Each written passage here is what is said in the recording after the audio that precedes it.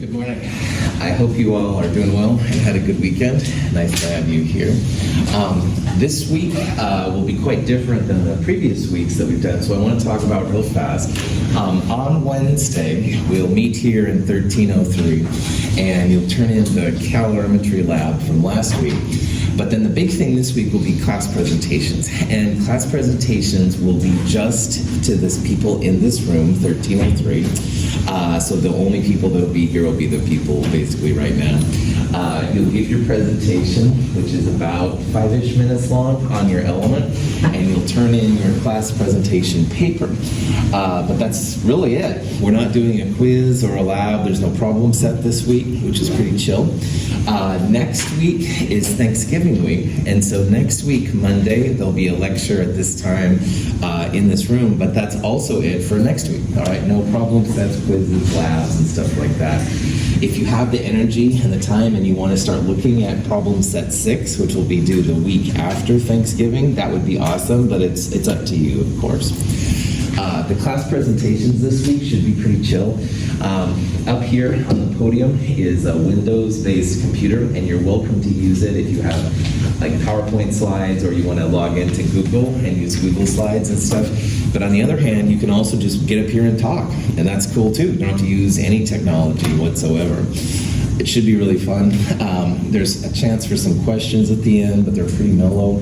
Your presentation can be on literally anything that you want, all right? What most people will do is they'll talk about their element, give a little information about atomic numbers, electrons, stuff like that, maybe a fact or two that they found interesting. But again, you're welcome to take these any way you want. If you're curious what the class presentations are like, there is a web part of the website which is examples of class presentations from previous years, and most of those were during quarantine last fall, so they're totally, online stuff, but it'll give you an idea of kind of what other people presented on, what to do. It's more just a chance for you to get up, kind of present your information. I really appreciate it. You'll all learn things about your element that I don't know.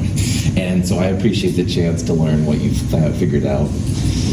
Any questions? Stuff like that? Okay, definitely looking forward to your presentation.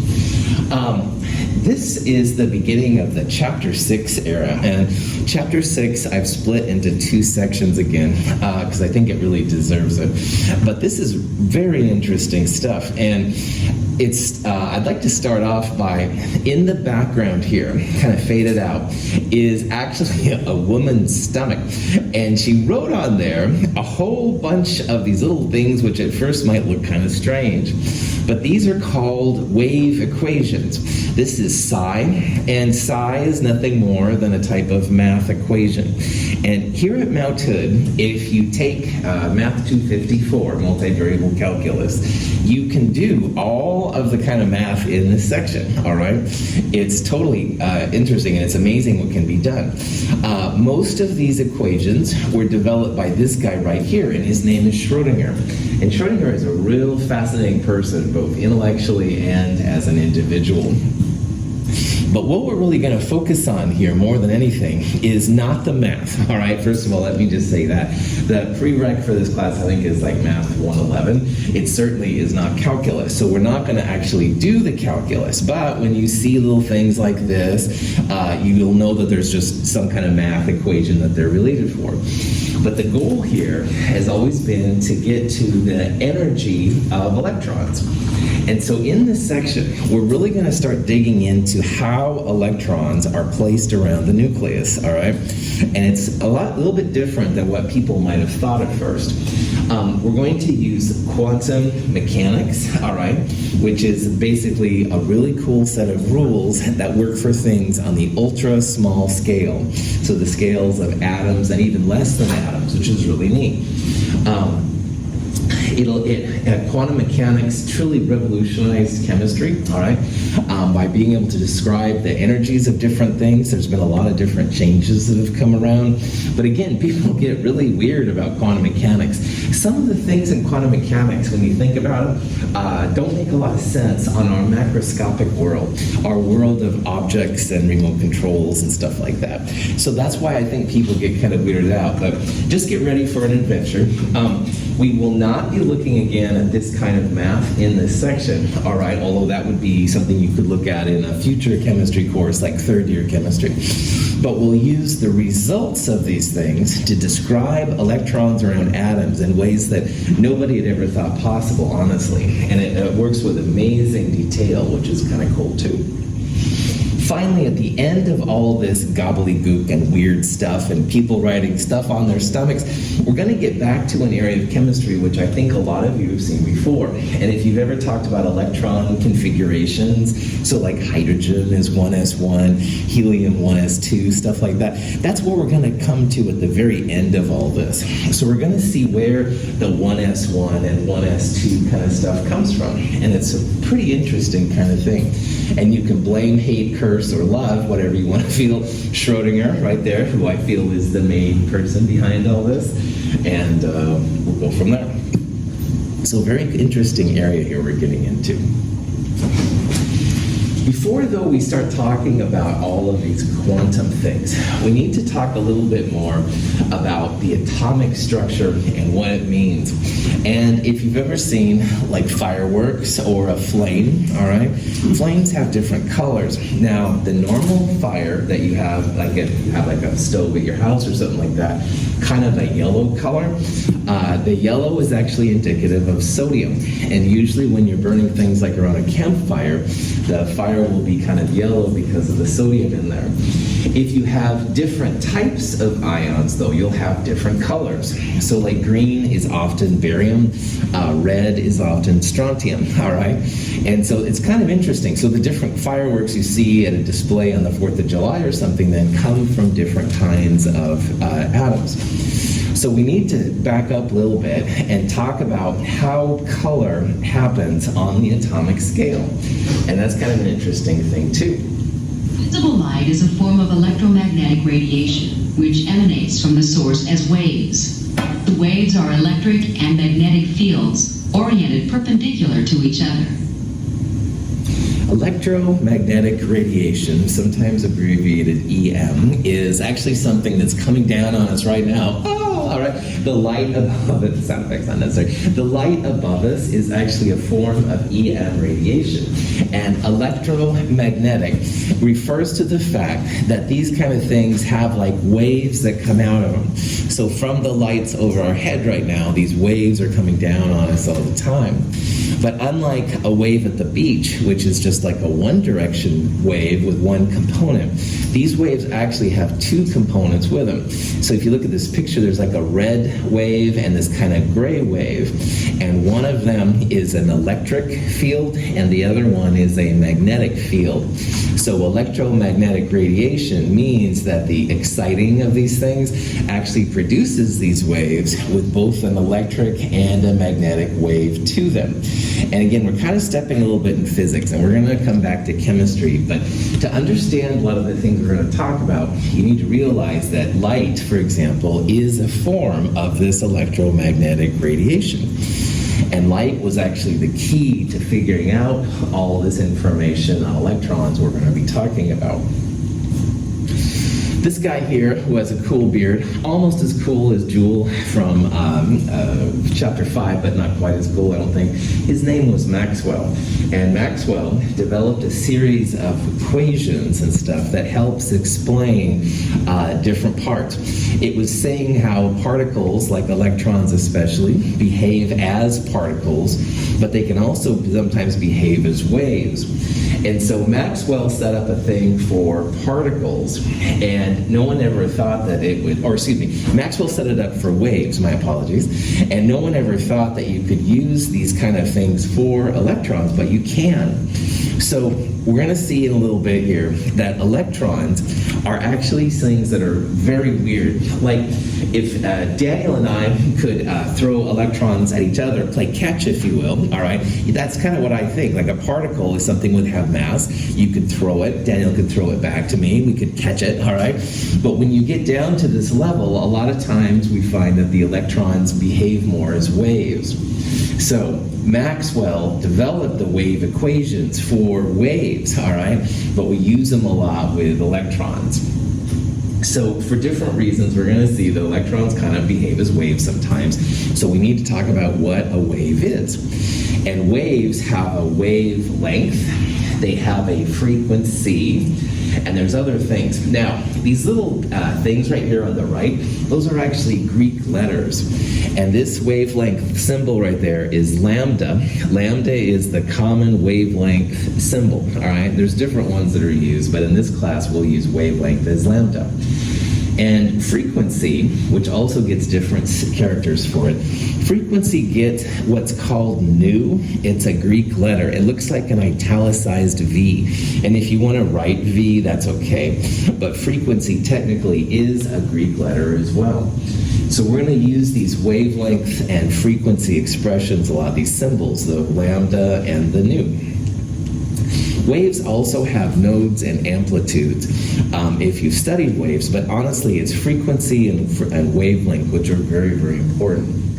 So if you see this little lambda symbol or you see this little frequency symbol, just know that we're talking here about the behavior of waves, and we'll talk about what a wavelength is and what a frequency is.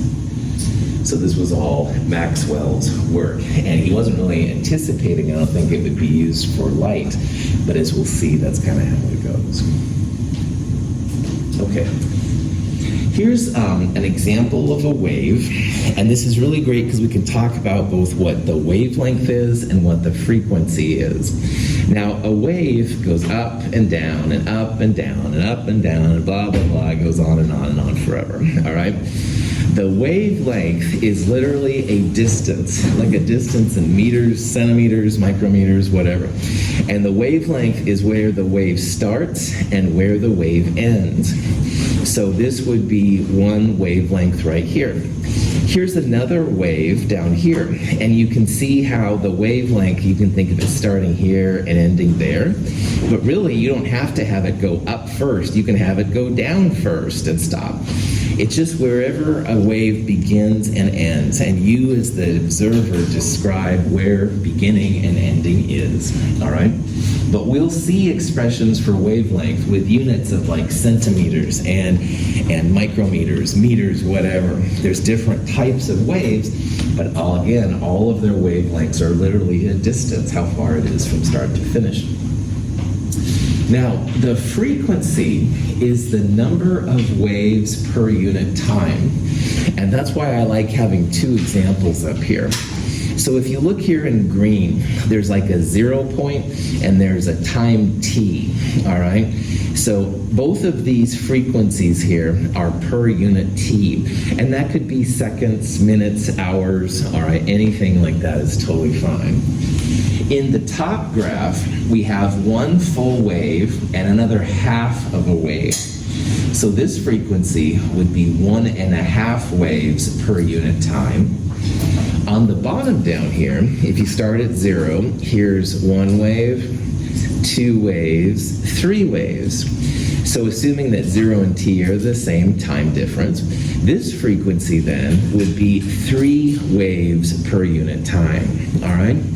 So frequency is literally the number of waves that go by per unit time. Now, most of the time people use seconds, so when you see frequency, it'll be like 300 waves per second or something like that. And you could have huge numbers. They may be like, 10 to the 8th meters or frequencies or something like that. But that's really what it means. It's the number of waves that go by per second per unit time. And again, wavelength and frequency are really important. Now, the wavelength here is smaller. The wavelength here is larger. And I'm literally just looking at these arrows, all right? So this is a short arrow and this is a large arrow. Wavelength is long, wavelength is short. As wavelength gets shorter, you have a larger frequency. So notice that 0 and t here are the same on both of these axes. In the top, we have a long wavelength, but a smaller frequency, only 1.5 waves per time. On the bottom, we have a shorter wavelength, but that allows us to have more waves per unit time. And the number one thing I want you to get right away here is that as frequency goes up, like 1.5 to 3, your wavelength goes down, gets shorter, goes from longer to shorter. On the other hand, if the wavelength gets longer, short to long, wavelength goes up, then the frequency goes down. You're going from 3 to 1.5. So this is sometimes what students have told me is the seasick chapter, and I apologize, and I don't want you literally to get sick, but I'm going to do hand waving sometimes. Wavelength goes up, frequency goes down. And conversely, if wavelength is smaller, then frequency is higher. So they're opposite, all right? One goes up, the other one goes down. Questions on wavelength and frequency? All right. Amplitude isn't as important to us, but it's how high from the central point you are, all right? So amplitude can be big and small, and there's different reasons for them. And it seemed like there was something else I was going to... Oh, a node. A node is a place where there's no wave at all right? And this is what makes a wave quite different from a particle. If I'm a particle, I have mass, I have my particleness everywhere, all right? I walk over there, I walk over here, I've got my particle. But waves, there are places where they kind of appear to disappear for a little bit before they reappear. So there's wave, wave, wave, no wave, wave, wave, wave, wave, wave, no wave. A node is just a place where there's no wave behavior. There's nothing, the wave seems to disappear for a little bit, if you will. Nodes will be important for us later on. Amplitude, not so much for what we're doing right now. But again, wavelength, literally a distance that describes how long it is between where a wave starts and stops. Frequency, how many waves go by per unit time. So this lower one here has 3 waves per time. This one up here, 1.5 waves per time. And again, most important, wavelength goes up, frequency goes down. Or frequency goes up, wavelength goes down. Any questions? Okay. There are different kinds of waves, all right? And when I started thinking about waves a long time ago, I was always thinking about like waves at the ocean. The waves that come and they crash on you and then they go back kind of thing. Those are called moving waves, transverse waves. But what we're talking about in this class is really what's called a standing wave. And so let's say that Ben and I had a rope between us, all right? And Ben or I start doing this kind of thing. Well, the rope would go up and down. We would create waves, but they're fixed in space, all right? Like at the ocean, the waves go into the shore and then they go back, all right? These are called standing waves, and it's more like Ben and I, like I said, having like a rope, and one of us is going up and down. So the wave is locked in place. It's not like moving around. And if you shake it just a little bit, you'll have a smaller wavelength. On the other hand, or a bigger wavelength. On the other hand, if you shake it like crazy, then you have lots and lots of waves happening all the time. But the wave doesn't move, okay? And that's important because you can't have waves really moving around an atom, we're gonna see. So the waves we're talking about are standing waves. They'll have nodes where there's no wave at all right? They'll have wavelengths, they'll have frequencies, all this kind of stuff, but they don't move like an ocean wave, and I want to make sure that's important too. Any questions? Okay. So frequency usually gets the symbol nu. It's a Greek letter. It looks like an italicized V. If you wish to write just V for frequency, that's fine. All right, just realize it's officially one. Now, the units for frequency are waves per unit time. Most of the time, people call it seconds because that's a convenient unit, all right? And instead of waves, a lot of times they'll use the symbol cycles, same thing. But cycles or waves don't really have like a unit associated with them, so that's kind of an interesting thing too. Anyway, the wavelength, as we saw, was lambda. The italicized V-looking thing new there, that's frequency. And one thing that's really helpful is that for all radiation that's known, the frequency times the wavelength always equals a constant. And that constant is the speed of light. And the speed of light, 2.998 times 10 to the 8th, is one of the two constants from this section. Super important, all right? Super, super important. 2.998 times 10 to the 8th meters per second. Because it's a constant, this is why I was doing that hand waving thing. So earlier I said how frequency goes up, wavelength goes down. That's because those two together always equal the speed of light, and the speed of light doesn't change. So frequency goes up, wavelength goes down, and vice versa, because both of them together must equal the speed of light. In my regular class, I would tell you to memorize speed of light. I might ask you a question about speed of light. I don't think I'll do that in this class. However, it is super important. So just have that number ready, just like Avogadro's number, all right? It's a number that we're going to use a lot in this section, 2.998 times 10 to the 8th meters per second. Don't use miles per hour version and stuff. Use the meters per second version. Any questions on that? Cool. Visible light is actually then just a series of different wavelengths and different frequencies applied to this electromagnetic radiation. So this video up here is kind of cool. And by the way, if this is something you know about or you don't, no problem. Roy G. Biv is what people use to describe the colors of visible light. Roy is red, orange, yellow. G, green, Biv, blue, indigo, violet. And that's the process that you go through with colors. But now, with our understanding of wavelength and frequency, we can see where these come out. So red down here is about a wavelength of 700 nanometers, give or take. Now remember, a nanometer is 10 to the minus 9 meters. So very, very, very, very small amount of wavelength. But that's how big the waves are for the red light, 700 or so nanometers. And then as you start to shrink the waves, you start to go first through orange, and then yellow, and then the green, and then blue is there probably, indigo up here, and finally violet way up there. And notice what's happening here. You're changing the wavelength or changing the frequency, all right? So here's the blue.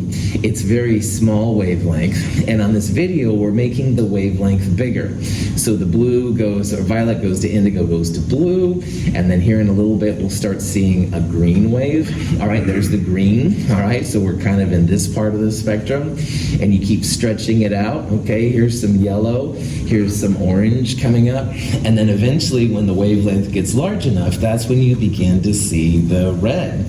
Red has the biggest wavelength, blue has the smallest wavelength. And remember that frequency and wavelength are opposite each other. So the biggest wavelength down here would have the smallest frequency. On the other hand, the smallest wavelength up here would have the largest frequency, the largest number of waves going by per unit time. And you can visualize this on this picture if you want. This is so many waves, and you can see that as the wavelength gets larger, the waves get lost over here on the right. They fall off the graphic, basically. So you have fewer waves per second. Wow, it's all coming together. So anyway, in a nutshell, all your visible light and all the colors of visible light, all right, can be described with these wavelengths and frequencies, which is really cool. All right, red has the biggest wavelength before when it starts and finishes. Blue has the smallest wavelength where it starts and finishes. If it has a smaller wavelength, that means it has a larger frequency. You'll have more waves per unit time.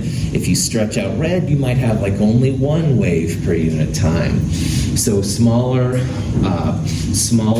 wavelength, larger frequency. On the other hand, bigger wavelength, smaller frequency. And this Roy G. Biv is literally a way you can tell that red has the bigger wavelength, violet has the smallest wavelength. Violet has the biggest frequency, red has the smallest frequency. but it's more than that. But anyway, questions on this? This is how scientists think about color, all right? You go to an art museum, you see these beautiful paintings and stuff. The colors coming at you can all be expressed in wavelengths and frequencies and stuff like that, which is pretty cool. Okay. Here's an example of the kind of things you can do with this stuff. So let's say you had a red light for Halloween or something, and you figure out that it has a wavelength of 700 nanometers. So remember the little dot right there means a significant figure. Let's calculate the frequency here of this wavelength of light. This is one of the problems where we'll use the speed of light equals wavelength times frequency. Now, the speed of light, a constant, 2.998 times 10 to the 8th meters per second. So the first thing we've got to do is turn the nanometers into meters to get it to use with the speed of light. So a nanometer is 10 to the minus 9 meters. This is one of the metric ones I wanted you to know back in chapter 1 for this chapter, all right? So 1 nanometer, 10 to the minus 9 meters. The nanometers cancel out. 700 times 10 to the minus 9 in proper scientific notation, 7.00 times 10 to the minus 7th meters. And again, as reference, this is a meter stick. 1/100th would be a millimeter, etc. That would be 0.01. This is much, much smaller and stuff than anything I can use with a meter stick. Any questions on that part? Now, the next step then, we're after the frequency, and this is where the speed of light comes in really helpful. The speed of light, which is usually given the symbol c, equals frequency times wavelength. In this problem, we have the wavelength now, and we want to find the frequency. So frequency will equal the speed of light divided by this wavelength here in meters. And we need it in meters because the speed of light is in meters per second. So the speed of light, 2.998 times 10 to the 8th meters per second. We divide it by the wavelength in meters. So notice the meters on the top and the meters on the bottom here cancel. The only unit you have left is what's called an inverse second. It's 1 over seconds. And this is why I've been using this nomenclature once in a while. A second minus 1, or S minus 1, which is both known, is literally like 1 over a second. And in the frequency world, this number means you have 4.28 times 10 to the 14th waves or cycles going by per unit second, but nobody really talks about waves or cycles. They just refer to it as inverse seconds, which is really kind of trippy. It's like per second. Now, Hertz, as a person that did a lot of work in this area, and an inverse second is also equal to a Hertz, Hz. So some people don't like using, probably for understandable reasons, S minus 1 or 1 over S. So a Hertz, Hz, all right, is another way and stuff to describe what this stuff is. And there's lots of jokes and stuff like that. This is the picture of Hertz, and calculating frequency, it's so easy, it hurts. Anyway, if you have a radio in your car, a lot of times the radios will say for FM radio, it'll say big M, HZ. That's a megahertz, all right? So a mega is another metric prefix. It's 10 to the 6. My beloved KGON, 92.3 megahertz. That would be 92.3 times 10 to the 6 hertz. And you now know that hertz is an inverse second. That's a frequency. So it's kind of a cool connection maybe between, if anybody listens to radio, all right, I listen to jazz and classical, honestly more than KGON, but I do KNRK. Well, anyway, shut up, Michael. Questions on AM is kilohertz, by the way, too. Anyway, visible light is just a small part, though, of the entire electromagnetic radiation. So earlier, for better or worse, I was babbling about radio. All right, woohoo! Woo, KGON again. Radio waves are actually a part of the complete electromagnetic spectrum. Visible light, with its wavelengths and frequencies, is a very small part of the electromagnetic space, electromagnetic radiation area. Radio waves is also part. It's going to have wavelengths and frequencies, like we just talked about. So my KGON is 92.3 times 10 to the 6 hertz. All right, you can see that's kind of down in this area right here. But there's other things too. If you warmed up your breakfast this morning in a microwave, microwaves are actually part of the EM spectrum. Infrared, which is essentially heat energy, if you heated something up on the stove, that's also part of it. Ultraviolet, sunburn, X-rays in the doctor, gamma rays, stay away. But anyway, all of these things, these are all parts of the EM spectrum. And all of these have wavelengths. They all have frequencies, waves going by. The difference between, say, a gamma ray, which would probably kill you, and a radio wave has to do with, again, wavelength and frequency, all right? So the top part up here, this is the wavelength in meters. So most of those numbers we were looking at earlier, 10 to the minus 7th or so meters. Gamma rays are much, much, much shorter, all right, 10 to the minus 12. All of these things aren't really things you can quote-unquote see, all right? But on the other hand, comparatively, this is a much smaller wavelength. Radio waves, on the other hand, these numbers are actually in meters. Like you could, in theory, measure a wavelength of a radio wave if you could see it. The frequencies are also different, all right? So like the frequency of the visible lights, 10 to the 14th, 10 to the 15th, somewhere in there. Radio waves, 10 to the 8th waves go by per second, and gamma rays and stuff, 10 to the 20th waves per second. So the reason gamma rays and X-rays and even ultraviolet, which can cause sunburn, more powerful, a lot more zap, a lot more waves are going by per unit second. They have a much shorter wavelength. These up here are just kind of relative things for what the different sizes mean. So, humans, 1 to 2 meters roughly. Fingernails, a little smaller, of course. Dust, bacteria. Here's the atom. And so we're even going to go into some distances which are smaller than the atom, which is kind of crazy. So let's just take a second back up here. Electromagnetic radiation all around us all the time, all right? The visible light above us, that's actually a type of electromagnetic radiation. That would be in this region right here. So visible light is a form of EM radiation.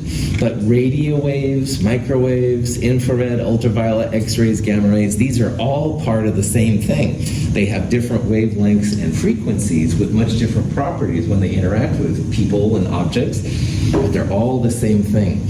Our eyes are visible light detectors, all right, which is pretty cool. Our eyes are really good about picking up things in this wavelength and frequency region. I always think, as a science fiction person, what it would be like to have eyes that were over here in ultraviolet or down here in infrared.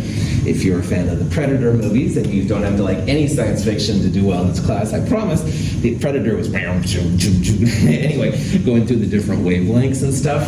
Yeah, wish I had that, but okay, Prophet, back on. Any questions? Okay. The EM radiation, spectrum has a little expression too. Rabbits mate in very unusual, expensive gardens, whatever. Radio, mate, microwave, infrared, visible light, ultraviolet, X-rays, gamma rays. Again, for you in this class, you can look things up, so it shouldn't be too big of a deal. In the other class, I would make them think more about memorization, because it's important to know which one has a bigger wavelength, smaller wavelength, stuff like that. So, which of the following produces radiation having the highest frequency? All right. Now, there's different ways to do it. With this particular diagram right here, frequency is increasing to the right, all right? So for this answer, we would look for one that was most to the right. Cosmic rays, just to let you know, is a form of solar radiation. It's little particles that are kicked out of the sun. It's not an electromagnetic radiation, although that sounds like something that could be. Radar is a type of radio waves. Radar stands for radio detection and recognition, but all you need to know is it's radio. So of these four options, the highest one would be microwave. Microwave is right there. It's higher than the two radio options. It's not the highest. Notice how it says increasing danger. For human beings, these are more dangerous for us than these are down here. We'll talk a little bit more about that here coming up. Any questions? This is an interesting little side note. Lord Kelvin was a great scientist, absolutely, and he's received all kinds of prizes and stuff like that. However, I want to talk a little bit here about what's called his clouds speech in 1900. So this was at the very beginning of the 20th century. And he basically gets up at this seminar and he says that, well, current thermodynamic understanding, i.e. the stuff from chapter 5, really explains all the energy phenomena except for two yet understood clouds. Two things which he pointed out which weren't well understood, but I'm sure in just a little time he'll figure it out. So he was basically dissuading people from going into physics. All right, he said, and parts of chemistry for that matter too. He says, pretty much thermodynamics is going to rule the land in terms of energy. There won't be anything else to figure out, blah, blah, blah. Well, one of the clouds was what's called the failure of the Michelson-Morley experiment. And this is a true physics thing, but needless to say, this failure led to what's called special relativity by Einstein, all right? And it's a huge thing. It's very, very cool in physics. It is more of a physics thing, so I'll just say that his cloud here led to a brand new field of science, all right? And the second thing, which is more important for us, is that the inability to understand what's called black body radiation was another one of these not yet understood clouds. And black body radiation actually led to the development of quantum theory, which is the focus of this whole chapter 6 area, by the way. So Kelvin gets up, blah, blah, blah, thermodynamics, so important. You don't have to worry about it. Don't even go into physics, go into underwater basket weaving or whatever. I think he's such a jackass because, man, you should be following up on these things. There's so much that you have to learn. And once in a while you'll hear people say, oh, well, electronics are as good as they're going to get and stuff like that. No. Pride goeth before a fall. Lord Kelvin thought he was the king of the roost, and at the time he was, but he thought he was going to be that way perpetually. No. Now, Kelvin is a great scientist, don't get me wrong. The Kelvin scale is named after him, so he did some really cool things. But it's really funny then that his clouds led to two separate fields of understanding now, which have huge implications for what we're doing today. So just be mellow. Try not to be too boastful. Anyway, all right, so let's talk about this black body radiation, which is also known as the ultraviolet catastrophe. I love that name. Anyway, this was something that had been studied, and they weren't quite sure what was happening. So if you've ever heated up a metal bar, it goes like red hot, and then it goes white hot after a while and stuff like that, okay? And what they thought is that as you heat it up, you get more and more colors, all right? And the energy of light emitted is relative to the temperature. They thought, this black line here, that as you increase the energy enough, it would just keep going up and up and up and up and up in terms of the energy coming off, and it would never stop. But what they found is that there was a maximum that happened when you heated up these things, and it always happened around the ultraviolet region, so that's why it's called the ultraviolet catastrophe. So you can imagine from like math, if you've modeled an equation, all right, this is the equation that all of Lord Kelvin's kind of proteges thought was going to happen. It was just going to keep going up, up, up, up, up, up, up, and never stop. But what they really found was that as you increase the temperature, a maximum occurred, and it was very close to the ultraviolet region. And nobody understood why that was. Everybody at the time said, oh no, it's just going to keep going up, up, up, up, up. No. All right? It actually stopped around the ultraviolet region, and they didn't understand why. There was no classical physics way of describing it. Now, just to make sure, classical physics is like Newton, the apple falling on his head under the tree and stuff like that. Force equals mass times acceleration. It's the same stuff that we use to get satellites in space. All right, it's very important rules. There's no question about it. But for this kind of thing, classical physics was not cutting it. All right, we needed a new theory because the classical theory was just not happening.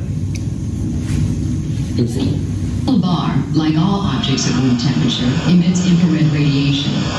When heated to a relatively low temperature, however, the emitted radiation is in the red portion of the visible spectrum. As temperature increases, more light of shorter wavelengths is emitted until the bar glows white hot. In general, the hotter an object, the shorter the wavelength of light it emits. As the bar cools down, its glow returns to red. So again, classical physics thought it's just going to keep going up, up, up, up, up, and it didn't. There was like a maximum heat coming off, and there were no rules to understand like why this was happening. The ultraviolet catastrophe was just the limitations of classical physics when it comes right down to it. So this guy comes along, and his name is Max Planck. And Planck is one of the first great scientists of quantum mechanics, in my opinion. And he just made a proposal that an object can gain or lose energy by absorbing or emitting radiation in small packets, which he called quanta. All right? And he basically made a proposal that the energy of these packets, E, is proportional to the frequency. The nu there, the little V thing, is a Greek symbol for frequency. And he didn't make this his own constant at first, but he realized that there was a constant that related the frequency to the energy. And after some time, it was called Planck's constant because he was the first one to think of it.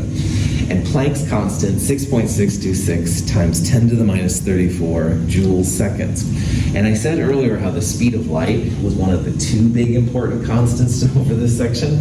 Well, Planck's constant is the other one. Planck's constant, 6.626 times 10 to the minus 34 joules seconds.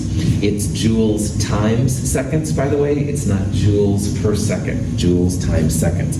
And again, in the normal class, I would have them memorize this, but with you, just have it available so you can look it up and stuff like that if you need it.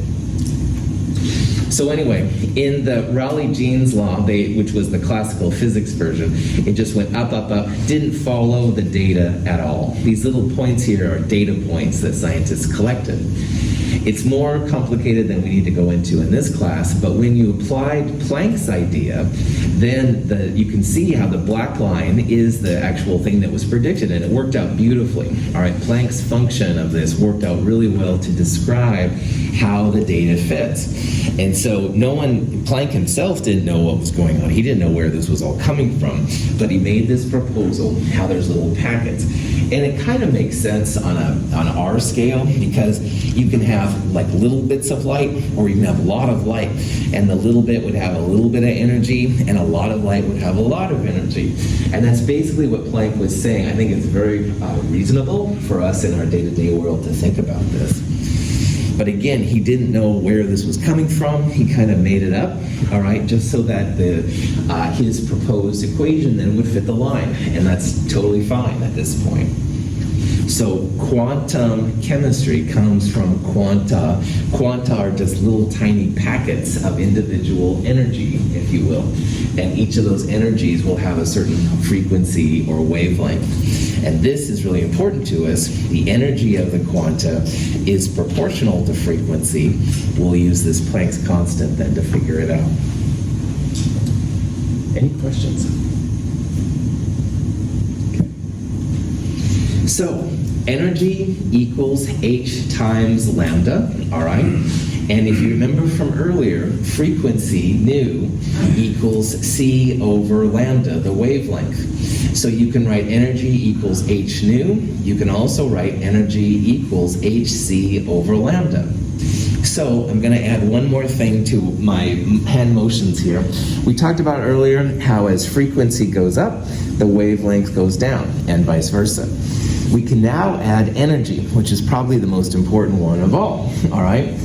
As frequency goes up, the energy goes up. They're proportional to each other, all right? Frequency goes down, the energy goes down. So you can do things like high energy, high frequency, small wavelength. And on the other hand, you can have small energy, small frequency, but large wavelength, all right? So knowing that wavelength is kind of the opposite of the other two, pretty handy. So, which of these represents the highest energy? And notice that these are meters is a wavelength, nanometers is a wavelength, but hertz is inverse seconds. That's going to be a frequency, all right? So the question is then, which of these represents the highest energy? Now, these two right here are wavelengths. And if you wanted to do this correctly, you could do energy equals, you'd have H times C over these numbers in meters, all right? This one right here is a frequency, a hertz. So you'd go Planck's constant times this number to give you the frequency, to give you the energy there. This is a very small frequency, and that's something you may not be familiar with, and that's quite all right. Like KGON, I said, was 92.3 megahertz times 10 to the 6 hertz, and that's on the very far energies part of the spectrum. So this is actually a pretty low frequency.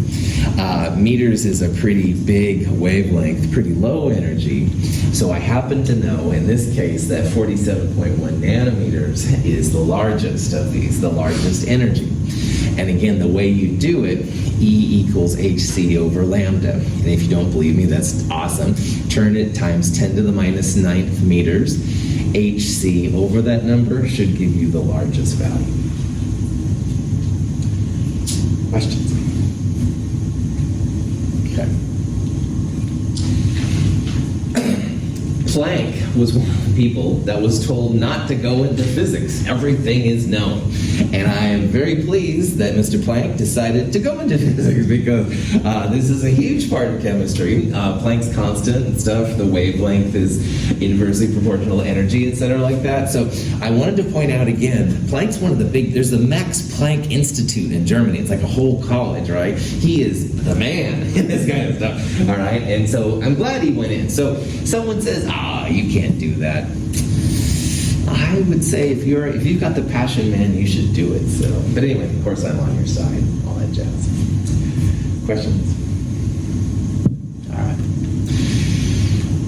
The next big player in this area is amazingly Einstein. Now, Einstein is a character unto himself, and I don't think I have to explain that much about him. But what Einstein is known for mostly are his theories of relativity. There's general and special relativity, we talked about earlier. But Einstein actually received his Nobel Prize from what we're going to talk about right now, which is called the photoelectric effect. This is a really interesting phenomenon. Einstein saw that as you add light to metal, all right, all of a sudden electrons started kicking out. There had to be some kind of threshold for it and stuff like that. But it's amazing. Like if you think about light and you put it on a metal, you'd think it would get hot. All right, that makes sense. But I don't really foresee like electrons being kicked out. Because remember, light doesn't have mass, all right? So you can aim a spotlight on me, all right? And that's okay because the light comes in, it highlights me, but it doesn't do anything. If electrons are getting kicked out, that means electrons are somehow pushing them out. And this was something which nobody really had any idea about whatsoever at the time. Yellow light shines on the metal surface, electrons are knocked out of the metal. As long as light of sufficient frequency shines on the metal, free electrons are produced and a current flows through the tube, as measured by an ammeter. The current stops flowing when the light is turned on. This process is really interesting. So again, you have to have light of a certain frequency wavelength, but you aim it and electrons start coming out, and you can measure this kind of stuff with a voltmeter, blah, blah, blah. If you turn the light off, the electrons stop coming off. So it's literally like light has some kind of a punching power. And this is what led to this photoelectric effect. photoelectric effect is cool here because it shows how light has potentially a particle light effect when it comes to interacting with substances. And that's really wild. Now, classical physics, once again, which was Kelvin and Newton and all those people, they said that the energy of the electrons should increase as the light increases, but that was not seen. So if you hit the metal, with a more intense light, like an ultraviolet, you'd think the electrons would come off with more energy. But that's not what they see. As long as there was this threshold energy that was reached, the electrons would come off with the same energy. And there's also no electrons coming off when you have them until you get to this minimum energy or frequency either, which was something that classical physics was blown away by. So this leads to an important concept called the wave-particle duality. And wave-particle duality just means that some substances can behave both as a wave, which is just energy when it comes right down to it, or as a particle. So the duality means that they have like split things. Now you and me are particles, right, when it comes right down to it. Complicated particles, but we are particles. We have mass, I bump into my podium over here, ow, it hurts, all right, there's action, reaction, all that kind of jazz. We're particles. On the other hand, the light from overhead is really acting as a wave, right? It's not like, I'm not under it and I'm like, ow, ow, ow, as the light comes down and hits me in the face, right? It's not doing that, it's just energy, all right? It's making everything lit up. But sometimes light, and we're going to see electrons too, have this wave-particle duality. It'll behave like a wave sometimes, and sometimes it behaves like a particle. And in this photoelectric effect, the light was behaving like a particle. You can imagine it was like throwing electrons at the metals, all right? And then sometimes, or some kind of particle at the metals. And then electrons would get kicked out once in a while, all right? Just like if you threw a rock at a bigger rock, maybe that would chunk up and fall off or something like that. So Einstein got his Nobel Prize from the photoelectric effect. It's not what he's best well known for. Definitely relativity is more important in what he's done. But on the other hand, in terms of what we're talking about, wow, wave-particle duality, pretty awesome. Any questions? So between Planck and Einstein then, we can think then of light as having little tiny individual packets, quanta, particles, whatever. And let's call them photons, all right? And a photon is nothing more than a small packet, if you will, of light or particles with a certain energy. So let's say that we want to calculate the energy of 1 mole of red light photons, and the wavelength for the red light, 700 nanometers, okay? And we can do that now because we are realizing that things like light, spectrovisible EM radiation, it has wavelengths, it has particles, quanta, and we also realize that some of these things behave as both particles and waves, which is kind of wild. So mathematically, it's not too crazy. The wavelength at 700 nanometers, earlier we calculated the frequency. It was 4.28 times 10 to the 14th inverse seconds. And remember, a second is the same as a hertz. So what we're going to do now is we're going to apply Planck's constant, E equals h times frequency. Or you could go E equals hc over lambda, and you can turn the wavelength into meters. That'll allow you to find the energy of 1 photon, and then because we want a mole of photons, we'll use Avogadro's number here to figure out how this all works out. So in this problem, we're going to use the 3 big constants, all right?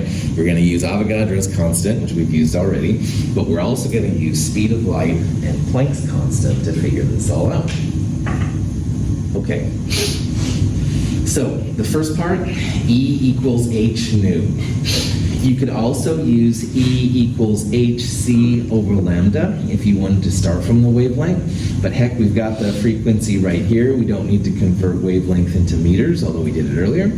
So let's just use the frequency, multiply it by Planck's constant, and the answer that comes out, 2.84 times 10 to the minus 19th. That's the joules per photon in this red light at 700 nanometers.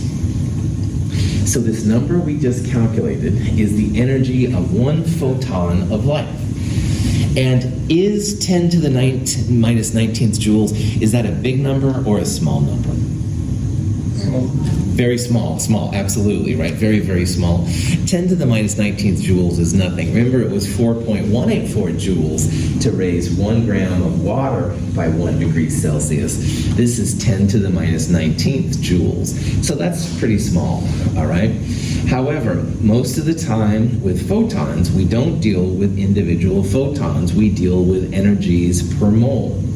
So if you take that same number and you multiply it by Planck's constant, 6.022 times 10 to the 23rd, you get a much larger number, 171,000 joules. And like we saw in the last chapter, a kilojoule is 1,000 joules. So you can convert the joules per mole into kilojoules per mole, and you end up with 171 kilojoules per mole. And this is actually kind of a cool number for a chemist, because in the last chapter, when we did like delta H of products minus delta H of reactants, the energies that came out were often in this range, like 171 or so kilojoules. They were sometimes, like 100 to 400 or whatever. But the thing is, you can actually do chemistry, synthetic chemistry, making things by just shining light on your reactants. If you know the energy required to break the bonds and reform them and stuff like that, you can literally just shine the right kind of light with the right wavelength, right frequency, etc., and the chemical change can occur.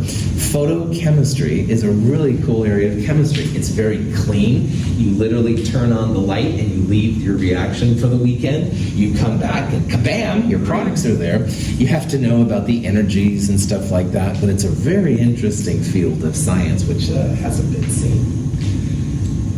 All right, so in this problem, we took a certain type of light with a certain wavelength, turned it into frequency.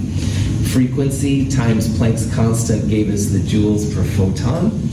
We multiplied by Avogadro's number because we usually have a mole of things running around. Joules to kilojoules, making stuff happen. Any questions? All right, let's take a break. It's about 9:56. We'll start 10:01-ish, something like that. So, cool.